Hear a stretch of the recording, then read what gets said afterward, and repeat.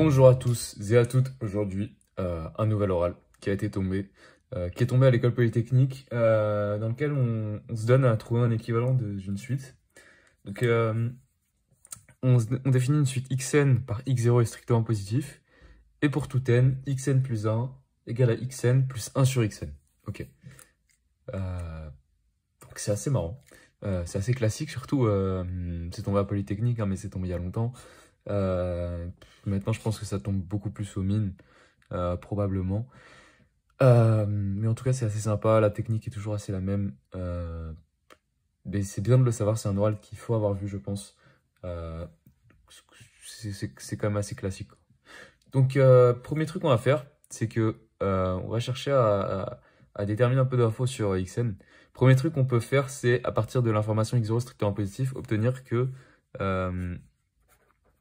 par récurrence immédiate, en fait, bon, on va pas abuser des récurrences immédiates non plus, hein, mais c'est assez évident que pour tout n, on a que xn est strictement positif et bien défini. Hein, parce que sinon, on aura un problème de définition ici. Hein. On prend l'inverse de xn, donc forcément, ça nécessite que xn ne soit jamais nul.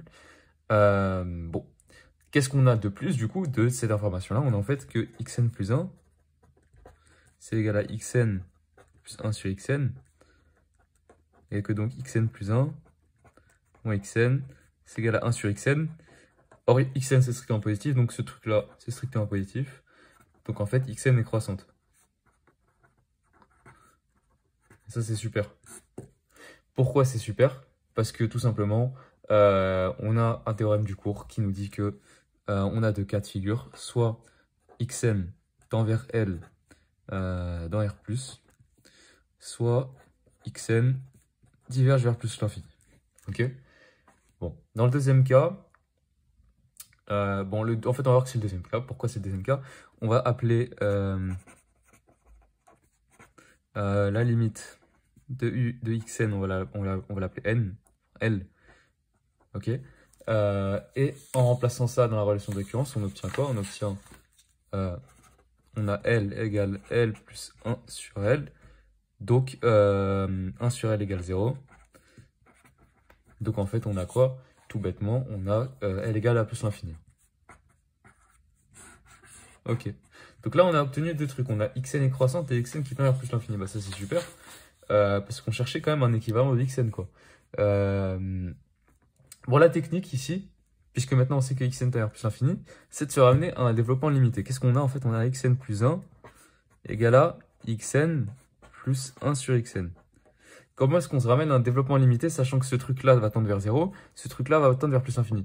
Très intuitivement, en fait, c'est juste qu'on va factoriser pour obtenir du 1 plus 1 sur xn à une certaine puissance. On s'en fout tant que le truc qui est à rajouter à xn tend vers 0.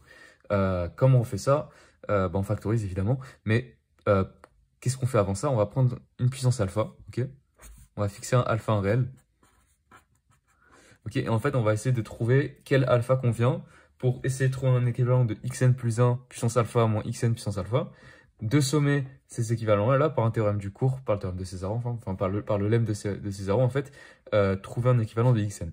Ok, donc ce qu'on va commencer par faire, c'est trouver un équivalent de xn plus 1 puissance alpha moins xn puissance alpha.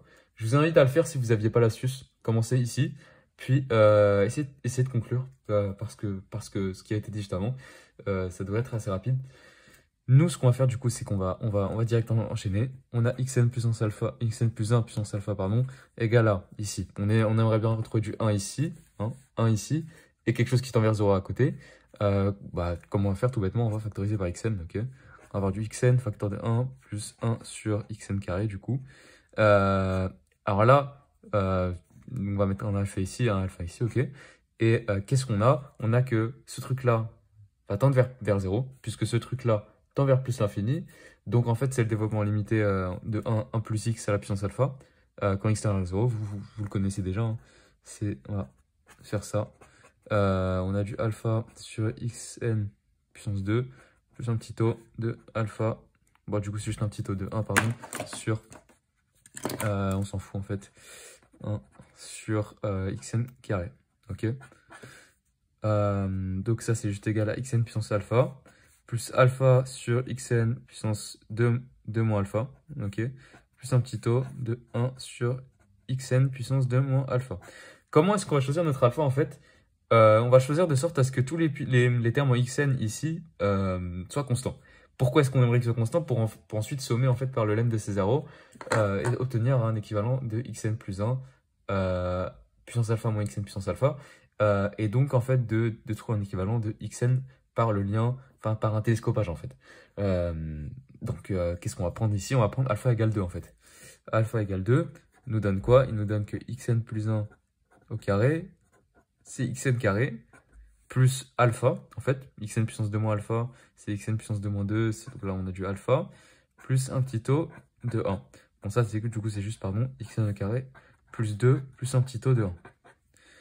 Donc en fait, xn plus 1 au carré, moins xn au carré, c'est égal à 2 plus un petit taux de 1. Donc en fait, ce truc-là, ça tend vers 2. Ok?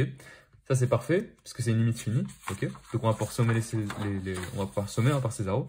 Par Césaro, on a quoi? Par Césaro, qu'est-ce qu'on a? On a que 1 sur n fois la somme pour k égale 0 à n-1 des xk plus 1 au carré moins xk au carré. Ce truc-là va tendre vers 2. C'est-à-dire que vu que 2 est non nul, hein, vous divisez simplement, vous obtenez quoi? Vous obtenez que, cette somme-là,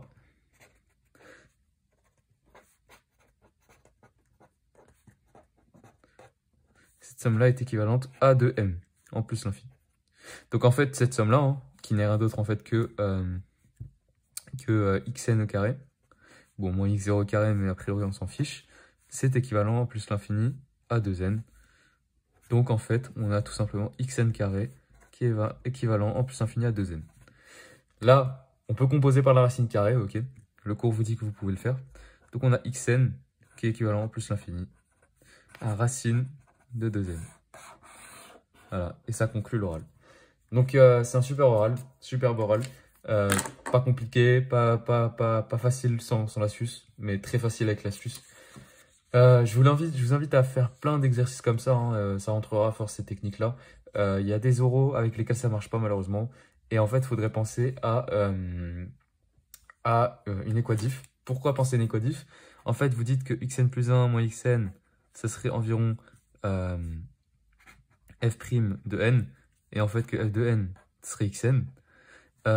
Et donc, vous auriez en fait f' égale 1 sur f. Ok, ici dans ce cas-là. Vous essayez d'intégrer par partie, je sais pas, vous trouvez des trucs et vous trouverez quelque chose d'intéressant en tout cas qui vous intuite à trouver l'équivalent. Ici, ça marche moins. Ici, ça marche même pas du tout, je pense. Mais il y a des exercices avec lesquels ça marche très bien lorsque cette technique-là marche vraiment pas du tout. J'ai une suite en tête, mais j'ai pas envie de vous l'écrire ici parce que j'ai pas envie de dire de bêtises sur la définition de la suite. Si ça vous intéresse, mettez-le moi en commentaire. C'est un exercice qui est vraiment compliqué. Mais vraiment compliqué je trouve à trouver sans cette astuce de l'intégration puisque vous le trouvez pas du tout naturellement, hein. Cet équivalent vous le trouvez vraiment pas naturellement, donc dites moi si ça vous intéresse, donc on se revoit pour une prochaine vidéo. Merci beaucoup.